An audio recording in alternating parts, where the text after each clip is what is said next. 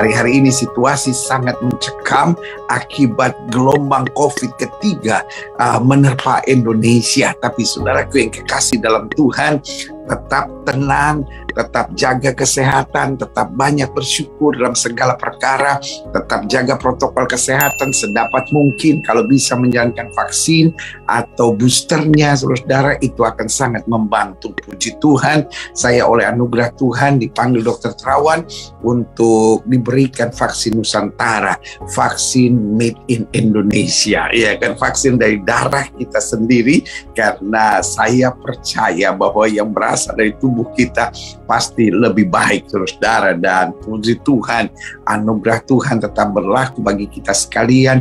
Buat saudara-saudara yang sedang OTG, buat saudara-saudara yang sedang positif COVID, tetap jangan berpikir negatif. Bahkan saudara yang sudah terbaring di rumah sakit, tetap beriman, tetap percaya. Jangan biarkan ketakutan, kekhawatiran menjajah kita, karena Allah tidak pernah memberikan roh yang mendatangkan ketakutan, tapi Dia berikan damai. Dia berikan kekuatan, Dia berikan kasih, Dia berikan ketertiban, dan kita pegang firman Tuhan. Segala sesuatu jadi sesuai dengan iman kita, karena Alkitab bilang apa saja yang kamu imani, kalau kamu tidak bimbang tetapi percaya, itu yang akan terjadi. Saudaraku yang kasih dalam Tuhan, jangan bilang, wah itu Gilbert sudah main-main dengan perkataan-perkataan positif, itu adalah psychology. No, Mark 11:23 and 24. Markus 11 ayat 23 sampai 24 berkata, apa saja yang kamu ucapkan, kalau kamu tidak bimbang tapi percaya, itu yang terjadi. Tapi jangan lupa yang membedakan antara kekristenan dengan psikologi. Jadi saudara bekas dalam Tuhan, psikologi ambil sesuatu dari kekristenan tapi lupakan ayat yang ke-22.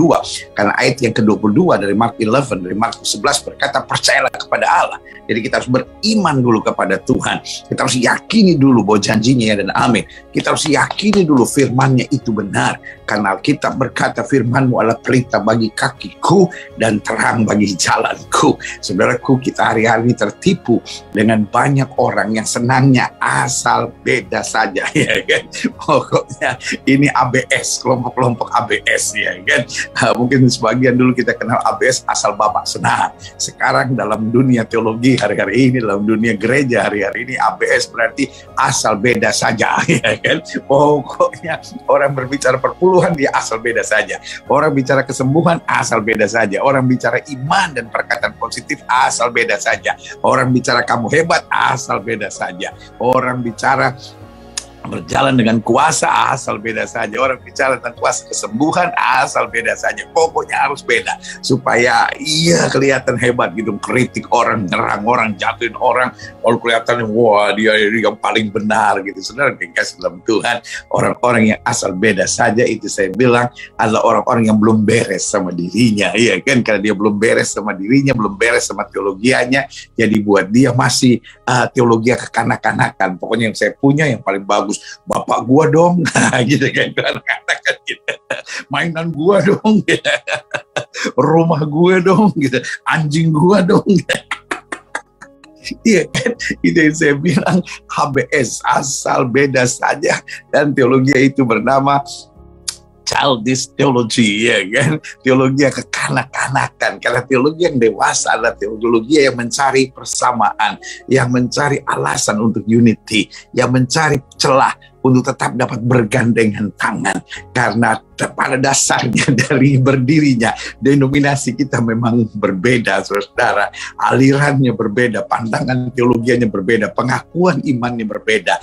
Tapi Yesusnya tetap satu, sorganya tetap satu, kuasa Roh Kudus tetap satu, Alkitab yang kita pegang tetap satu, dan kemuliaan yang Tuhan sediakan buat kita tetap satu.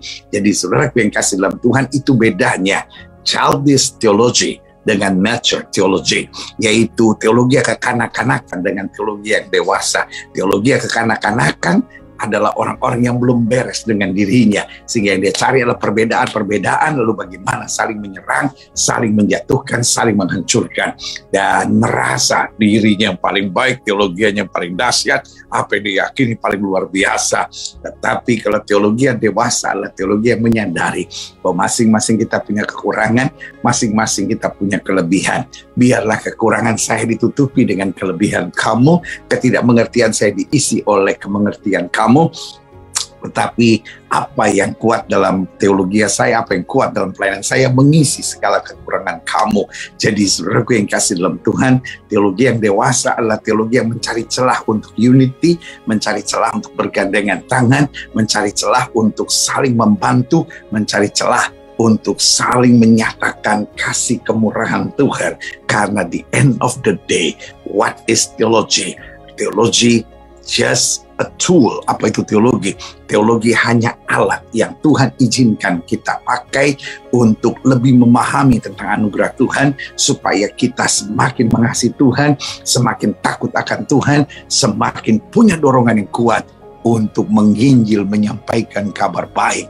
Karena amanat agung kita berkata, pergi beritakan Injil kepada setiap makhluk. Jadi saudara yang kasih dalam Tuhan, di masa-masa gelombang ketiga COVID ini, kita tidak gentar, kita tidak takut. Betul kita harus waspada, betul kita harus berjaga, betul kita harus berdoa. Karena memang Alkitab sudah bilang akan ada masa yang sukar, akan ada goncangan, akan ada ketakutan dan kebimbangan yang terjadi. Tetapi kita pegang firman Tuhan, umat yang mengenal Allahnya akan tetap kuat dan bertindak.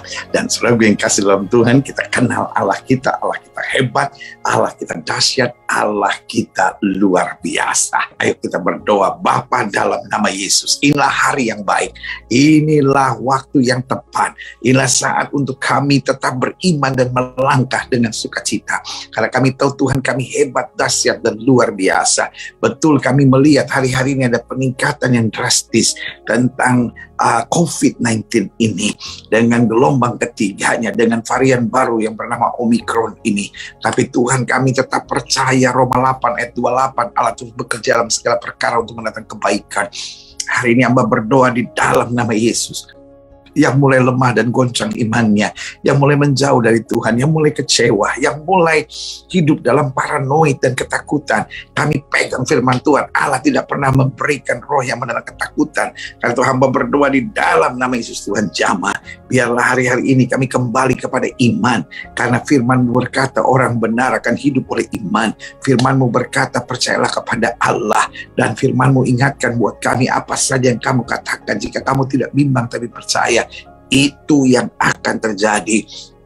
Dijauhkan dari kami segala kekhawatiran, ketakutan, kebimbangan. Karena iblis yang sedang mau bekerja dan memprogramkan manusia untuk hidup terus dalam ketakutan, kebimbangan, kegentaran.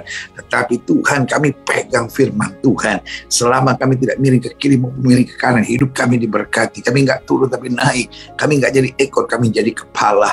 Tuhan, hari-hari ini ada gelombang yang bernama asal beda saja.